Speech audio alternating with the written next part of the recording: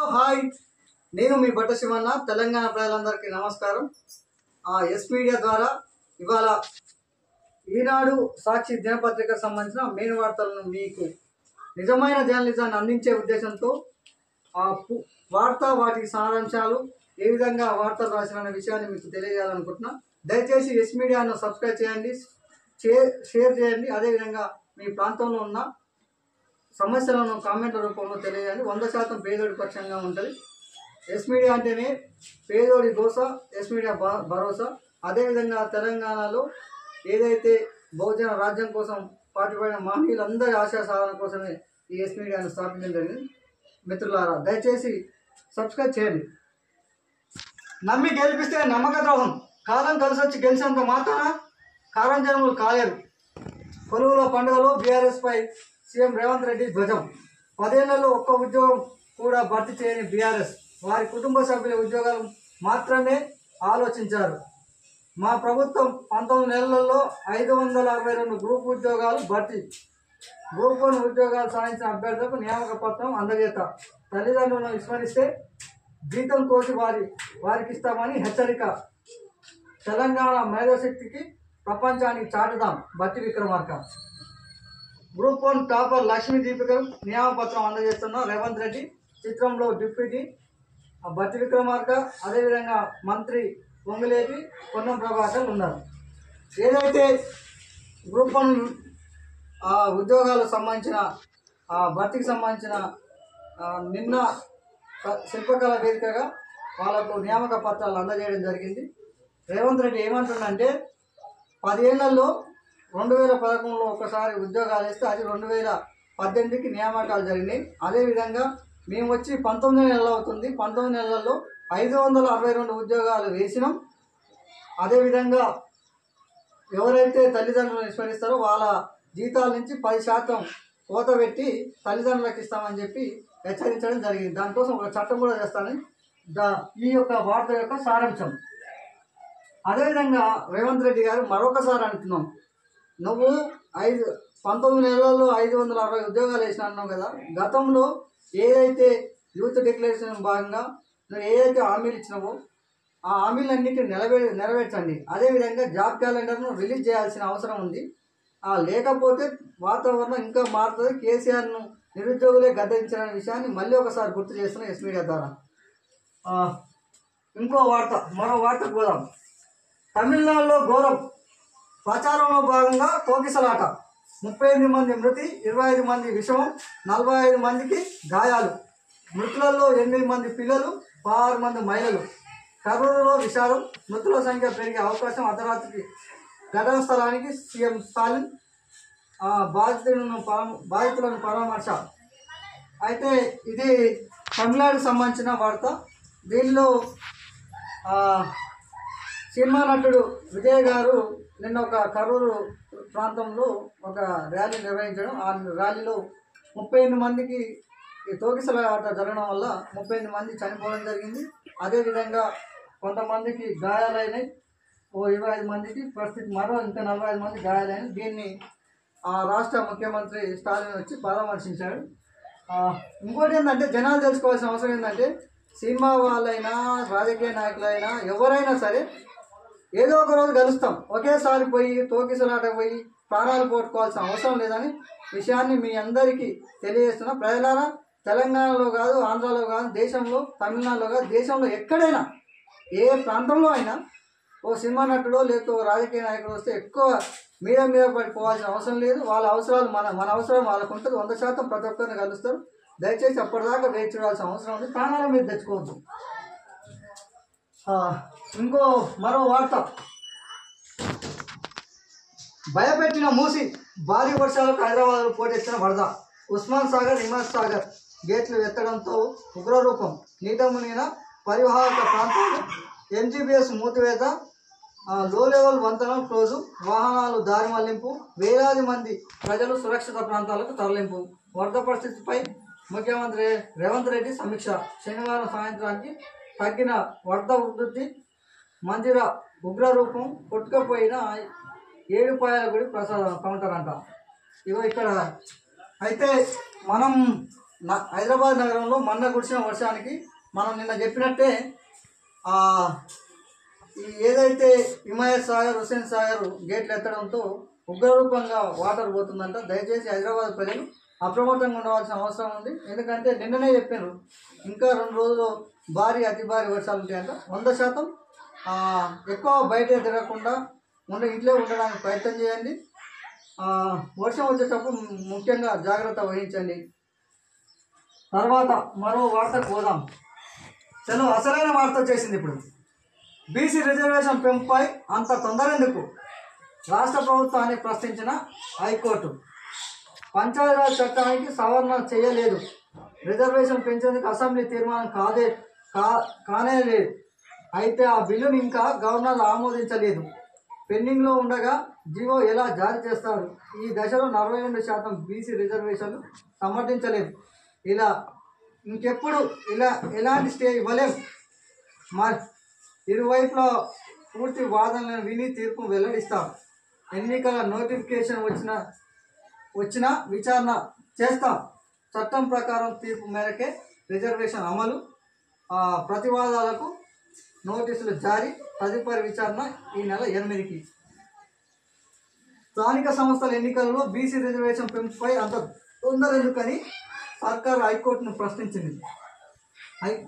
BC reservation సంబంధించి తెలంగాణ సర్కారు, రేవంత్ రెడ్డి సర్కారేమో ఇవాళ 42% రిజర్వేషన్ ఇస్తానని చెప్పి నేను ఒక జీవో తీసుకురావడం జరిగింది. మిత్రులారా గుర్తించాలి, ఎస్సీ ఎస్టీ బీసీలారా, 100% రెడ్లు ఏ విధంగా మనల్ని మోసం చేస్తారనే విషయాన్ని మీ అందరికీ తెలియజేస్తుంది. ఆ జీవో నిల్వలేని జీవోని పట్టుకొచ్చి ఇదే 2022లో కూడా ఇదే జీవో కోసం ప్రయత్నం జరిగితే అప్పుడు క్యాన్సల్ అయింది. అలానే మళ్ళీ జీవో తీసుకొచ్చి ఏదో చేయబోతున్నాం. మసి చూసి మారడికాయ చేయడం కాక మళ్ళీ ఏం చేసిండు, రెడ్లతో ఇదే రేవంత్ రెడ్డి మరి వాళ్ళతో బేచి వస్తుంది అనుకుందో ఏదో మళ్ళీ రెడ్డి జాగ్రత్త నుండి మళ్ళీ వాళ్ళు పిటిషన్ వేయడం జరిగింది. ఈ 42% రాజ్యాంగానికి వ్యతిరేకం. ఆ రాజ్యాంగంలో ఈ 42% ఇచ్చేది లేదని చెప్పి మరోవైపు పోవడం జరిగింది. దీన్ని హైకోర్టు ఏం చెప్తుందంటే మేము ఇచ్చే తీర్పే రిజర్వేషన్లే అంతిమంగా ఉంటాయి, ఇప్పుడు మేము స్టే ఇవ్వలేము, అదేవిధంగా చెప్పలేమని చెప్పి వచ్చే నెల 8వ తారీఖుకు వాయిదా వేయడం జరిగింది. దయచేసి మరి నువ్వు 42%కే మాధవరెడ్డి ఒకసారి సిగ్గనిపించాలి భయ్.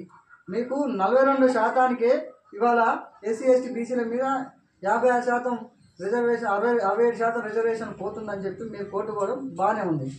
కానీ ఇదే ఈడబ్ల్యూఎస్ మీద ఎస్సీ ఎస్టీ బీసీ మైనార్టీ బిడ్డల అర్థం చేసుకోండి.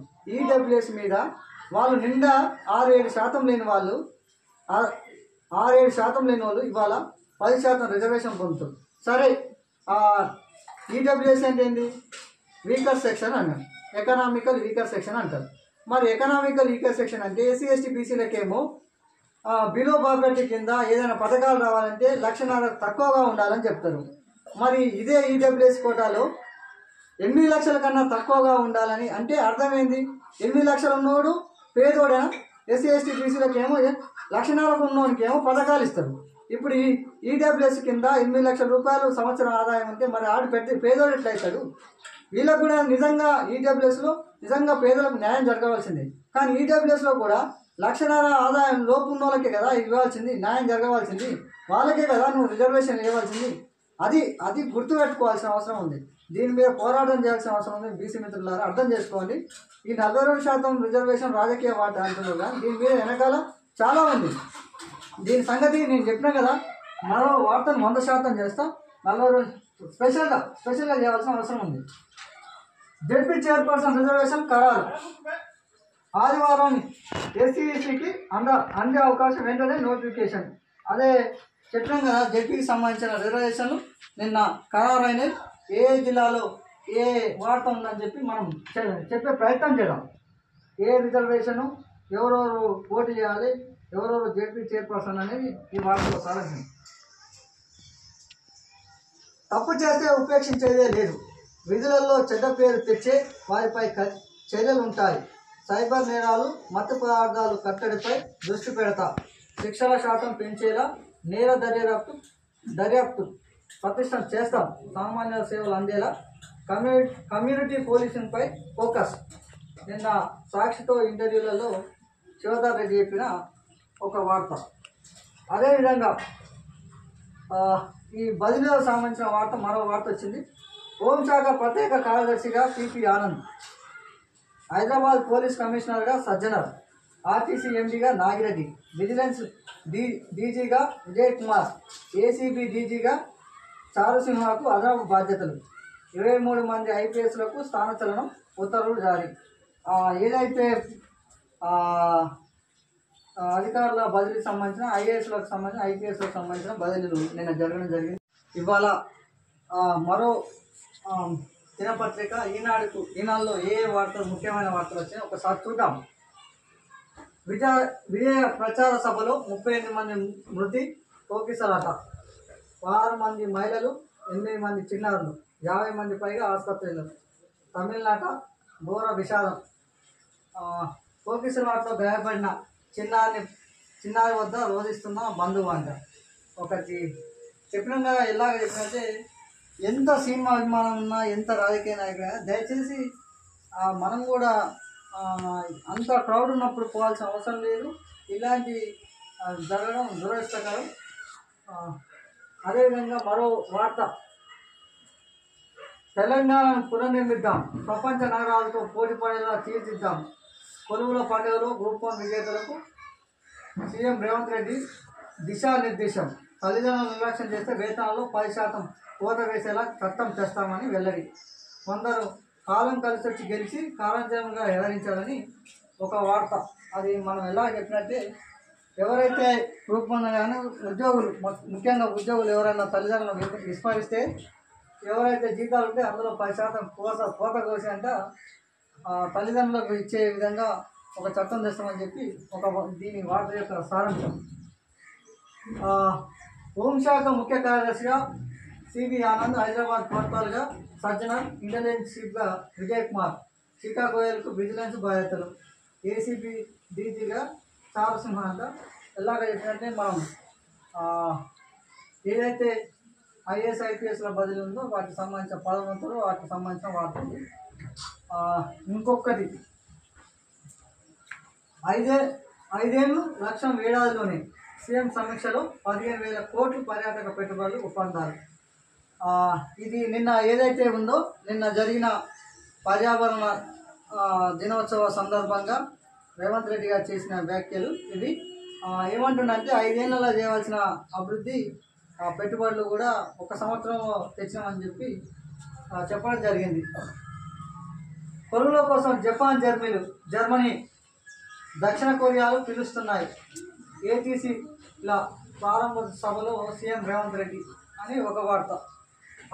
మిత్రులారా, ఈ వార్తలను చూసే ముందు మనం ఒక విషయాన్ని చెప్పదలుచుకున్నాం. మీకు ఇలాంటి న్యాయమైన వార్తలు రావాలంటే ఎస్ మీడియాని సబ్స్క్రైబ్ చేయండి.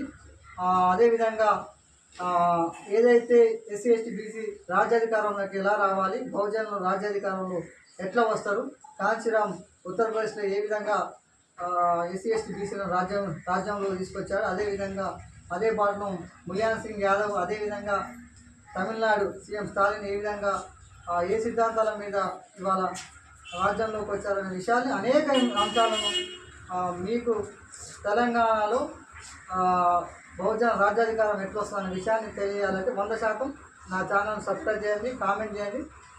మీ అందరికీ అందుబాటులో ఉంటాడు అని తెలియజేస్తూ సెలవు తీసుకుంటున్నాం మిత్రులారా.